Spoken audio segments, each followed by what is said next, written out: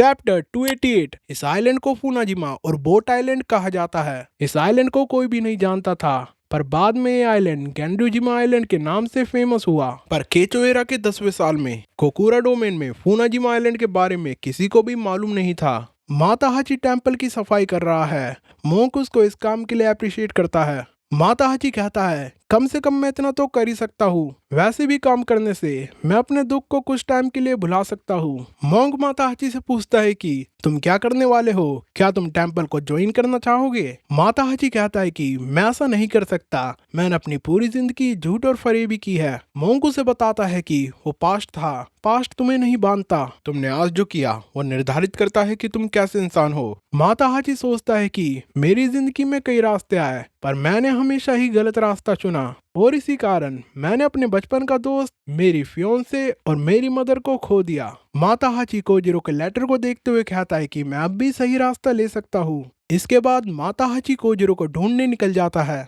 माता हाची ब्रिज पर लोगों को बता रहा है कि मैंने क्योटो में कोजिरो को हर जगह ढूंढा और आखिरकार मुझे पता चला कि वो कहाँ है। वो कुकुरा में था। उसे कुकुरा डोमेन में होसुकावा क्लैन का इंस्ट्रक्टर बनाया जा रहा था। माता हाची कुकुरा की ओर निकल जाता है।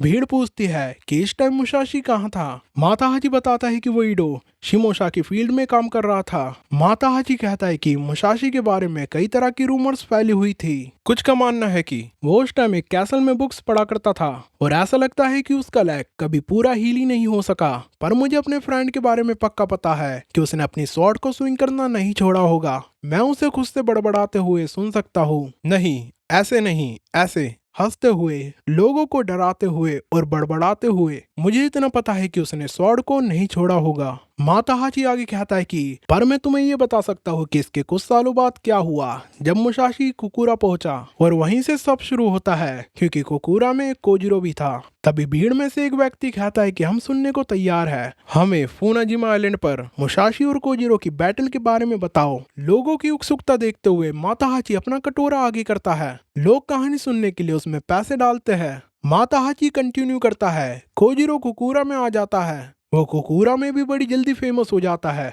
हर कोई उसके बारे में ही बात कर रहा था। उसे देखने के लिए भीड़ इकट्ठा हो जाती थी। क्योंकि ऐसा कहते हुए माता हाची कहता है, आज के लिए इतना ही, मैं कल तुम्हें आगे की स्टोरी सुनाऊंगा। भीड़ उसे स्टोरी कंटिन्यू करने को कहती है। माता हाची के कंटिन्यू ना करने पर लोग वहां से निकल जाते हैं। सिर्फ फूकी ही वहां पर बसता है। फूकी माता हाची से कहता है कि तुम्हारी स्टोरी सुनने के लिए बहुत भीड़ इकट्ठा हो जाती है। माता हाची कहता है कि मुझे नहीं लगा था कि मैं इतना पॉपुलर होऊंगा, लगता है मुझे यहाँ से भाग जाना चाहिए क्योंकि आगे की स्टोरी सुनाने लायक नहीं है। फूकी कहता है कि पर हर कोई तुम्हारा इंतजार कर रहा होगा। मुसाशी माउंटेन के पास के जंगल में है। उसने अपने कान को बंद कर लिया है। इसके बाद वो प्रैक्टिस करने लगता है। चैप्टर 289। माता हाची ब्रिज पर स्टोरी सुना रहा है। वो कहता है कि मुझे नहीं पता कि उस टाइम मुसाशी क्या कर रहा था। चाहे जो भी हो, मैं जानता हूँ कि वो खुद से बड़बड़ाते हुए स्वॉर्ड को स्विंग कर रहा होगा। फूकी भी वहां बैठकर स्टोरी को सुन रहा है। तभी लोग माता हाची से कहते हैं कि तुम्हें कुछ नहीं पता और तुम ऐसे बात करते हो जैसे कि तुमने ये सब देखा हो। माता हाची कहता है, कुछ चीजें सिर्फ तुम्हें पता होती है। जंगल में तेज की हवा चल रही है, चिड़िया चीचिहा रही है। मुसाशी अपने कान बंद करता है। वो नोटिस करता है कि सब कुछ शांत नहीं हुआ। वो स्वॉर्ड को स्विंग करता है। ऐसा करते हुए वो चट्टान से नीचे गिरता है। वो नोटिस करता है कि उसके अंदर बहुत कुछ हो रहा है। उसकी हड्डियां एक दूसरे से टकरा रही है। उसके सांस लेने की आवाज, उसकी स्वॉर्ड की गूंज। मुसाशी हंसता है। वो अपने पीछे एक पत्ता गिरते हुए देखता है। वो उस पत्ते को काटते हुए कहता है कि इस पत्ते की तरह मेरी स्वॉर्ड को उसके बाहर से आजादी पानी होगी। मुसाशी अब भी प्रैक्टिस कर रहा है। आते जाते लोग उसे देख रहे हैं। वो स्विंग करते हुए सोचता है कि उसे ऐसे स्विंग करना है जैसे वो पहली बार कर रहा हो। उसके हाथ सूज गए हैं। वो लेट जाता है। वो कहता है कि मैं समुद्र की लहरों को अपने सीने के अंदर सुन सकता हूँ। मुसाशी अपने अंदर एक धीमा साउंड सुनता है। वो कोजिरो को याद करते हुए सोचता है कि तुम इस साउंड को हमेशा सुनते होगे, पर ये साउंड है क्या? तभी वो साउंड आना बंद हो जाता है। मुसाशी साउंड सुनने की कोशिश करता है, पर तभी वो नोटिस करता है कि उसको समुराई ने घेर लिया है। वो उसको रुकने की कहते हैं, पर मुसाशी वहां से भाग जाता है। मुसाशी उनसे छुटकारा पाने के लिए नदी में कूद जाता है। वो समुराई मुसाशी को रुकने की कहते हैं। असल में ये समुराई कुकुरा कैसल से मुसाशी को लेने आए हैं। इन्हें कुकुरा क्लैन के हेड होसुकावा तड़ातोशी ने भेजा है। तागवान कोएत्सु के घर पर है। कोएत्सु से बताता है कि उसे कुकुरा क्लैन के होसुकावा तड़ातोशी से लेटर मिला था। कोएत्सु उस लेटर को पढ़ता है। मैं जानता हूँ कि मुसाशी के बारे में किसी को नहीं पता, पर मैं आशा करता हूँ कि तुम उसे ढूंढकर कुकुरा कैसल ले आओगे। मेरे पिता तडाओकी उससे मिलना चाहते हैं। तागवान कहता है कि अब मुसाशी फाइनली अपनी लाइफ इंसानों के बीच में जी सकता है। अब मुझे याग्यू की ओर जाना चाहिए और ओशु से मिलना चाहिए। कोएत्सु कहता है कि ओशु कौन है। तागवान बताता है कि मुसाशी की फ्यूचर वाइफ। चैप्टर 290।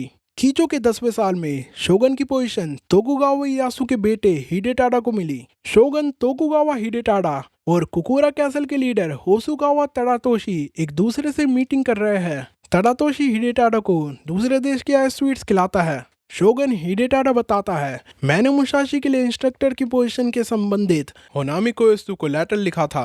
मैं मुसाशी से मिलना चाहता था, पर सुनने में आया है कि मुसाशी कुकुरा क्लैन को सर्व करने वाला है।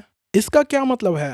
तड़ातोशी को इसके बारे में कुछ नहीं पता होता। हिडेटाडा कहता है कि मैं तुम्हारे पिता तड़ाओकी को जानता हूँ। वो गिने चुने उन डायम्यो में से एक है जिन्होंने अपना नाम कमाया है। वो मुसाशी को हायर करना चाहते होगे। तुम्हारे फादर ने अपने नाम को प्रूव किया है। हम उन पर भरोसा कर सकते हैं। और वैसे भी होसुकावा क्लैन की बैटल हिस्ट्री को देखे तो तुम्हारा क्लैन मुसाशी के लिए सही जगह होगी और कुछ टाइम बाद तुम ही होसुकावा क्लैन के सक्सेसर बनने वाले हो। शोगन हिडेटाडा कहता है कि मैं मुसाशी को तुम्हें देता हूँ, हालांकि मैं कभी मुसाशी से मिला नहीं हूँ। हिडेटाडा तड़ातोशी से उसकी एज पूछता है। तड़ातोशी 19 साल का है।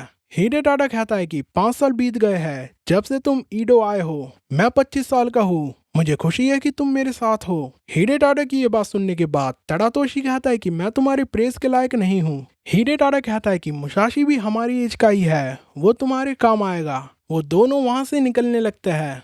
तड़ातोशी के सर्वेंट आके उसे बताते हैं कि मुसाशी उनके हाथ से भाग गया। वो आगे कहता है कि मुसाशी को अब भी लग रहा है कि नीजो कैसल के ऑफिसर अब भी उसका पीछा कर रहे हैं, पर उसे ये नहीं पता कि इताकुरा ने मुसाशी को बाइज्जत बरी कर दिया है और इसी कारण वो हमें अथॉरिटी समझकर रिवर में कूदकर भाग गया। उसने हमारी एक ना सुनी, मानो कि वो बहरा हो। हिडेटाडा ये सुनकर हंसता है। वो कहता है कि चलो, हमें ये तो पता चला कि वो आसानी से हाथ नहीं आने वाला। तड़ातोशी कहता है कि मुसाशी भी यागी और ओनो की तरह है। समुराई से बचने के लिए मुसाशी रिवर में कूद जाता है। वो रिवर के साथ बहने लगता है। उसे महसूस होता है कि ये पानी के बहने का साउंड है। वो अपने शरीर को उसके संग बहने देता है। तब उसे समझ आता है कि कोजिरो के अंदर एक रिवर फ्लो कर रही है। मुसाशी नदी के बाहर आता है। वो थक चुका है, उसे ठंड लग रही है। वो एक झोपड़ी के पास जाता है और उसके सामने गिर जाता है। चैप्टर 291। ओशु मुसाशी से कहती है, तुम तो बहुत जम रहे हो, तुम्हें क्या हुआ? तुम्हें गर्मी की जरूरत है। ओशु अपने शरीर को उसके शरीर से लपेट लेती है। मुसाशी नोटिस करता है कि ओशु बहुत गर्म है। ये मुझे पहले ही कर लेना चाहिए था। तभी मुसाशी की आंख खुलती है। वहाँ ओशु नहीं बल्कि एक वुमेन होती है। वो मुसाशी को कहते हैं कि तुम गर्म हो गए हो, तुम तो ठीक दिखते हो। जब तुमने कहा कि तुम रिवर में तैर रहे थे तो मुझे लगा कि तुम कोई पागल होगे जो इतनी ठंड में ऐसा काम करेगा। मुसाशी इर्द गिर्द देखता है। वो खुद को एक झोपड़ी में पाता है। उसे छुपकर एक बच्चा देख रहा है। वो वुमेन मुसाशी को रोनिन समझती है और उससे पूछती है कि क्या तुम कहीं जा रहे हो? अगर कहीं नहीं जा रहे तो तुम यहीं रुक सकते हो, पर तुम्हें यहाँ काम करना होगा। तभी रूम में से उस वुमेन का हस्बैंड आता है। वुमेन मुसाशी को उसके हस्बैंड के कपड़े देती है। इसके बाद वो हस्बैंड को बताती है कि वो एक रोनिन है और हमारे साथ ही रहेगा। हस्बैंड वहां से चला जाता है। वो बुद्धा के स्टैचू कार्व करने लगता है। मुसाशी नोटिस करता है। वुमेन बताती है कि उसका हस्बैंड बुद्धा के स्टैचू बनाता है, पर इनसे हमारा खर्चा नहीं चल रहा। अपना पेट भरने के लिए हमें खेती भी करनी पड़ती है। तभी बच्चे खेलने लगते हैं। वुमेन उन्हें रुकने को कहती है। वो बच्चे मुसाशी को घेर लेते हैं। वुमेन मुसाशी से उसका नाम पूछती है। वो बताने वाला होता है कि वो मुसाशी है, पर वो रुक जाता है। वो खुद को ताकेजो बताता है। मुसाशी बच्चे और वुमेन के संग खेती करने लगता है। तभी माताहाची ब्रिज पर लोगों को आने जाने की जगह छोड़ने को कहता है। वो कहता है कि मैं नहीं चाहता कि अथॉरिटी मुझे यहाँ से उठा दे। भीड़ में से एक व्यक्ति कहता है कि ऐसा नहीं होने वाला, हम कब से यहाँ ऐसे इकट्ठा हो रहे हैं। माताहाची स्टोरी कंटिन्यू रखता है। जिस फाइट का तुम सबको इंतजार है, फुनाजिमा आइलैंड पर मुसाशी और कोजिरो की फाइट। ये फाइट तब हुई थी जब मुसाशी 29 साल का था। ये योशिओका स्कूल के इंसिडेंट के 7 साल बाद हुई थी। मुझे नहीं पता कि मुसाशी उस टाइम क्या कर रहा था, क्योंकि मैं उस टाइम कोजिरो के साथ कुकुरा में था। हाँ, मैंने मुसाशी की कई सारी रूमर सुनी, पर मैं जानता था कि कौन सी रूमर सच है और कौन सी झूठी। ये मैटर नहीं करता कि तुम कितना बिछड़ गए हो, पर भाई भाई रहता है। तुम्हें एक दूसरे के बारे में जानने के लिए साथ रहने की जरूरत नहीं होती। माता हाची कहता है कि बस थोड़ी देर और, फाइट से पहले मैं उन 7 सालों के बारे में बात करना चाहूंगा। चैप्टर 292। बच्चे आपस में खेलने लग रहे हैं और वहीं मुसाशी हाउस के ओनर के पास बैठा है। ओनर कहता है कि तुम स्ट्रांग दिखाई देते हो। बच्चे वापस घर में आकर शोर मचा रहे हैं। वुमेन बच्चों को बाहर जाकर शोर मचाने को कहती है ताकि उनके फादर काम पे फोकस कर सके। तभी एक बच्चा कहता है कि काम, उनसे एक स्टैचू तो बिकता नहीं है। वुमेन उस बच्चे को चाटा मारती है। वो बच्चा जमीन पर जा गिरता है। उन्होंने शोर मचाना बंद कर दिया है। रात हो गई है। वो वुमेन अपने बीमार बच्चे की पट्टी कर रही है। वो बच्चे को पानी पिलाती है। वो उसे कहते कि तुम ठीक हो जाओगे। मुसाशी रूम के बाहर बैठा है। नेक्स्ट डे ओनर स्टैचू को बेच कर आ रहा होता है, पर किसी ने भी उसका एक भी स्टैचू नहीं खरीदा होता। और वहीं मुसाशी फील्ड में काम कर रहा होता है। ओनर अपने रूम में जाकर बुद्धा के स्टैचू के सामने बैठ जाता है। इसके बाद सब खाना खाते हैं। वो खाना सबके लिए पूरा नहीं होता। एक बच्चा अपना खाना अपने बीमार भाई को देकर आता है। दूसरा बच्चा अपने भाइयों से खाना मांग रहा होता है। मुसाशी उसे अपना खाना देता है और वहां से जंगल की ओर चला जाता है। वहां वो एक रैबिट का शिकार करता है। वो सब मिलकर उसे खाते हैं। इसके बाद मुसाशी ट्रेनिंग करने लगता है। वो अपने कान को बंद कर लेता है और अपनी दुनिया में खो जाता है। इसके बाद मुसाशी ओनर के साथ रूम में बैठा है। ओनर मुसाशी को स्टैचू बनाने की ट्राई करने को कहता है। मुसाशी उसके टूल का यूज करता है। वो कहता है कि मैं जानता हूँ, मुझे इस वुड को ऐसे काटना है जैसे कि मैं किसी सॉफ्ट मांस को काट रहा हूँ। ये सुनने के बाद ओनर पूछता है कि तुम कौन हो, तुम्हारे पास एक्स्ट्रा ऑर्डिनरी स्वॉर्ड है। जब मैंने इन्हें पहली बार देखा तो मैं समझ गया कि तुम अपनी स्वॉर्ड को अपने से अलग नहीं देखते। मुसाशी को कोएसु की बात याद आती है कि तुम्हारी स्वॉर्ड एक्स्ट्रा ऑर्डिनरी है। ओनर कहता है कि मैं तुम्हें स्टैचू कार्व करना सिखा सकता हूँ। अगर तुम इन हाथों से लोगों को मारते रहे और स्टैचू बनाते रहे तो तुम्हारा ये काम सिर्फ लोगों को कंफ्यूज करेगा। कुछ टाइम बाद वो बीमार बच्चा मर जाता है। पूरी फैमिली उसके मरने का शौक मना रही है। वुमेन रो रही है। मुसाशी बच्चे की ग्रेव के पास जाता है। एक कमरे में ओनर भी बुद्धा के स्टैचू बनाते हुए रो रहा है। ऐसे ही समय बीतता है। वुमेन फिर से प्रेग्नेंट होती है। इस बार ओनर के बुद्धा के स्टैचू भी बिक गए हैं। वो बताता है कि ताइशोजी टेम्पल ने उसे अगले साल के लिए बुद्धा का स्टैचू बनाने के ऑर्डर दिए हैं। ये सुनकर वुमेन खुश होती है। मुसाशी जंगल की ओर है। वो अपने कान बंद करता है और प्रैक्टिस करने लगता है। चैप्टर 293। मुसाशी प्रैक्टिस कर रहा है। वो स्वॉर्ड को स्विंग करता है। वो अपने लेग को पानी में डालता है। उसे अब भी दर्द हो रहा है। तभी वो अपने लेफ्ट साइड में फिश को उछलते देखता है। वो नोटिस करता है कि उसके राइट लेग को कवर करने के चक्कर में उसकी लेफ्ट साइड भी दर्द हो रही है। मुसाशी खड़ा होता है और सोचता है कि मुझे बेफालतू की मूवमेंट को कम करना होगा। ऐसा लगता है कि मैंने कुछ खो दिया है, पर मुझे नहीं पता वो क्या है। मुझे ये भी नहीं पता कि मेरी स्वॉर्ड मुझे कहाँ ले जा रही है। कुछ टाइम बाद वुमेन एक बच्चे को जन्म देती है। मुसाशी अब भी उनके यहाँ ही रुका हुआ है। कुछ टाइम और रुकने के बाद एक दिन मुसाशी ओनर से कहता है कि वो यहाँ और नहीं रुक सकता। वो बुद्धा के स्टैचू की ओर देखते हुए सोचता है कि एक टाइम ये लकड़ी का टुकड़ा था, पर अब ये ऐसा हो गया है जैसे इसमें जान हो।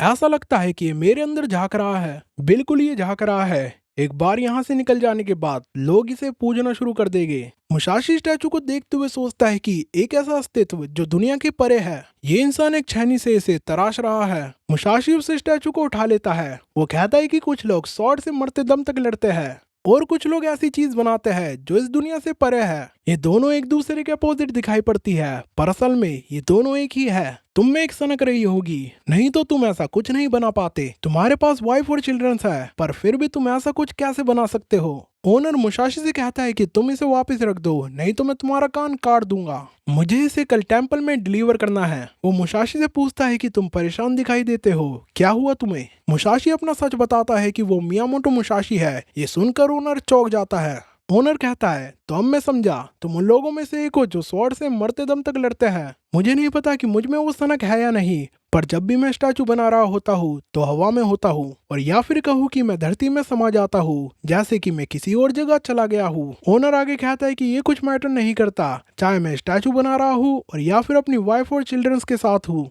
ये साफ है कि चीजों में काफी अंतर है, पर ये सब एक ही सेंटर के चक्कर लगाती है और उस सेंटर पे मैं हमेशा वापस आता रहता हूँ। ये सुनने के बाद मुसाशी को कुछ रियलाइज होता है। इसके बाद मुसाशी अपने कान बंद कर प्रैक्टिस करने लगता है। वो सोचता है कि मैं अपनी बॉडी की नहीं सुन पा रहा हूँ, मुझे किसी चीज ने पकड़ लिया है। वो क्या चीज है, मैं अपना सेंटर नहीं ढूंढ पा रहा हूँ। बच्चे ताकेजो को सोचते हैं कि वो कहाँ चला गया। ताकेजो प्रैक्टिस करते हुए सोचता है कि क्या वो अब भी स्ट्रॉन्ग है। चैप्टर 294। वुमन ताकेजो को अपना बच्चा पकड़ाती है। ताकेजो से देखता है। वुमन कहती है कि तुम भी किसी टाइम पर ऐसे बच्चे ही होगे। तुम्हें भी किसी ने इसी तरह पकड़ा होगा। बच्चों को यकीन नहीं होता। वुमन मुसाशी से उसकी मदर के बारे में पूछती है। मुसाशी बताता है कि उसे उसकी मदर के बारे में कुछ नहीं पता। हम बहुत पहले ही अलग हो गए थे। मुसाशी बच्चा वुमन को देता है। वो वुमन देखती है कि ये बिल्कुल नहीं रोया, लगता है तुम्हारे जैसा बनेगा। वुमन मुसाशी से पूछती है कि क्या तुम्हारा शादी करने का इरादा है। मेरी एक भतीजी है जो तुम्हारी उम्र की ही है। वो मेरी तरह खूबसूरत भी है और तुम्हारा फेस भी ठीक ठाक दिखता है। मुसाशी वुमेन को मना कर देता है। वुमेन पूछती है कि क्या तुम किसी को पसंद करते हो। मुसाशी ओशु को याद करता है। वो कहता है कि मैं ऐसी जिंदगी नहीं जी सकता। बच्चे उसके आसपास घूम रहे हैं। मुसाशी कहता है कि मैंने इन हाथों से कई लोगों को मौत के घाट उतारा है। ये सुनकर बच्चे और वुमेन दोनों चौंक जाते हैं। मुसाशी और ओनर बात कर रहे हैं। ओनर कहता है कि मुझे लगा था कि मुसाशी खड़ूस और घमंडी इंसान होगा। तुमने पूरे योशिओका स्कूल को जो मारा है, पर तुम तो उसके बिल्कुल उल्टे दिखाई देते हो। ऐसा लगता है कि तुम अपने पापों का पश्चाताप कर रहे हो। मुसाशी सितारों की ओर देख रहा है। वो डांसाचिरो को देखते हुए कहता है कि उसके पास उसका बड़ा भाई था, सिजुरो के पास उसका छोटा भाई था। ओएदा को देखता है। तुम्हारे पास क्या, तुम्हारे पास तुम्हारे माता पिता होंगे, योइची के पास बच्चे होंगे और कुरांडो के पास भी बच्चे रहे होंगे। एक दिन मुसाशी वहां से निकलने लगता है। वो फैमिली से कहता है कि तुमने मेरे संग बहुत अच्छा बर्ताव किया, मैं तुम्हें कभी नहीं भूल सकता, प्लीज अपना ख्याल रखना। मुसाशी वहां से जाने लगता है। वो सोचता है कि क्या वो अब भी स्ट्रांग है। मुसाशी ओनर से हुई कन्वर्सेशन को याद करता है। ओनर उसे बताता है कि तुम स्वॉर्ड को क्यों नहीं छोड़ देते। तुम्हारे पास कार्विंग का टैलेंट है, मैं तुम्हें स्टैचू कार्व करना सिखाऊंगा और वैसे भी मैं अपने काम में बिजी होने वाला हूँ। क्या तुम सही में यहाँ से जाना चाहते हो। मुसाशी कहता है कि उसे एक और मौका चाहिए। मुझे एक ऐसे व्यक्ति से फाइट करनी है जो सही में स्ट्रांग हो। मुसाशी यागी और इनेई को याद करते हुए कहता है कि मुझे वो जानना होगा जो मैं नहीं देख पा रहा हूँ, वो चीज जो उन दो बुड्ढों ने देख ली, नहीं तो मेरे और मेरे पिता के लिए जीने का कुछ मतलब नहीं निकलता। ओनर कहता है फादर और सन 2 जनरेशन, मुझे अपने फादर के बारे में बताओ, क्या उनमें भी सनक थी। मुसाशी अपने विचारों में खो जाता है। ओनर कहता है कि तुम्हारे फादर के पास तुम्हारी मदर और तुम थे, क्या वो तब भी खुश नहीं थे। ये सुनने के बाद मुसाशी सोच में पड़ जाता है। ओनर मुसाशी को स्वॉर्ड को छोड़ने की कहता है। वो कहता है कि अगर तुमने स्वॉर्ड छोड़ दी तो फाइटिंग रुक जाएगी। मुसाशी वुमेन की बात याद करता है। वो उससे कहती है कि तुम इतने चिड़चिड़े क्यों रहते हो, तुम्हें खुद पर इतना प्रेशर डालने की जरूरत नहीं है, तुम हार्ड वर्क करते हो, तुम बच्चों की देखभाल करते हो, सारे बच्चे तुम्हें अपना बड़ा भाई मानते हैं, तुम्हें खुद पर इतना दबाव नहीं डालना चाहिए, तुम्हें ही सिर्फ ये दिखाई नहीं देता कि तुम कितने काइंड हो। मुसाशी वहां से जा रहा है। बच्चे उसके पीछे भाग रहे हैं। बच्चे उसे रुकने की कहता है। वो कहता है कि तुम प्रॉमिस करो कि तुम वापस आओगे और हमें फाइट करना सिखाओगे। मुसाशी पीछे मुड़कर नहीं देखता। बच्चे उसे जाते देख रो रहे हैं। मुसाशी भी वहां से जाता हुआ रो रहा है। मुसाशी वहां से आगे निकल गया है। वो सोचता है कि मुझे लगा था कि मुझे और घूमना नहीं पड़ेगा। मुसाशी वुमेन से हुई कन्वर्सेशन को याद करता है। क्या तुम किसी को पसंद करते हो, तुम्हारा फेस दिखने में इतना बुरा भी नहीं है, तो कौन है वो जिसे तुम पसंद करते हो। मुसाशी ओशु के बारे में वुमेन को बताता है कि वो लड़की हार्ड वर्कर है, सिंसियर है, सीधी है, वो मेरी तरह सीरियस नहीं है, वो हमेशा खेलती रहती है। ये सुनकर बच्चे हंसने लगते हैं। मुसाशी को ओशु के बारे में बात करने पर शर्म आती है। वो शर्म के मारे छत पर चढ़कर दुपक जाता है। मुसाशी ओशु के बारे में सोचता है कि वो बहुत काइंड है। अपने से पहले वो दूसरों के बारे में सोचती है। वो बहुत ज्यादा काइंड है। पता नहीं कितनी बार मैंने ये मांगा होगा कि मैं ओशु की तरह बन सकूं। मुसाशी रास्ते में चलते हुए सोचता है कि मुझे लगा था कि मेरे घूमने के दिन खत्म हो गए, अब मैं मरने और मारने के जाल से बाहर आ गया हूँ। मुझे लगा था कि अब मैं आगे निकल गया हूँ, पर जब से मैं उन बोझों से हल्का हुआ हूँ, मुझे नहीं पता क्यों, पर मैंने रोशनी को खो दिया है। ऐसा लगता है कि मैं अलग हो चुका हूँ, यहाँ तक कि ये पेड़ भी मुझे इग्नोर कर रहा है। मुसाशी सोचता है कि मैं अब भी स्ट्रांग हूँ, कोई मुझ पर अटैक तो करे। तभी वो एक व्यक्ति की आवाज सुनता है। वो व्यक्ति कहता है, क्या तुम मुसाशी हो, मैं तुम्हें ही ढूंढ रहा था। इस व्यक्ति का नाम तोयोजाइमोन है। ये स्टोरी में आगे आएगा। चैप्टर 295। माता हाची लोगों को बताता है कि मुसाशी की मुलाकात एक अजनबी से होती है। क्या वो दोस्त था या दुश्मन, हो सकता है कि दोनों। इसके लिए तुम्हें कुछ टाइम का इंतजार करना होगा। भीड़ उसे ये करने से मना करती है। माता हाची उन्हें बताता है कि उसे स्टोरी को प्रॉपर ऑर्डर में चलाने दो। इसके लिए मुझे कुकुरा पर फोकस करना होगा जहाँ पर कोजीरो आने वाला है। मेरे फ्रेंड कोजीरो के वहां आने से काफी हो हल्ला हो गया था। इवामा और ओगावा कोजीरो के साथ कुकुरा आ गए हैं। इवामा कहता है कि वो बहुत थक गया है, ट्रैवल उसे बहुत थका देता है। ओगावा नोटिस करता है कि कोजीरो को इस सफर में काफी मजा आया।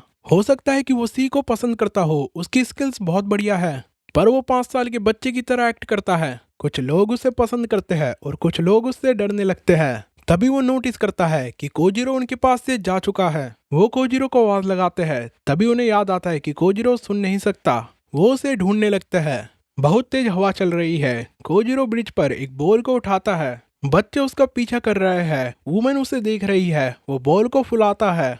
बच्चों ने उसे घेर लिया है। वो उस बॉल को सिर पर रख लेता है। वुमेन उसे ऐसा करते हुए देख हंसती है। उन्हें लगता है कि कोजिरो दूसरे टाउन का साम्राज्य हो सकता है। तेज हवा के कारण बॉल उड़ जाती है। कोजिरो उसे पकड़ने की कोशिश करता है और इसी कोशिश में उसका कंधा एक व्यक्ति से टकरा जाता है।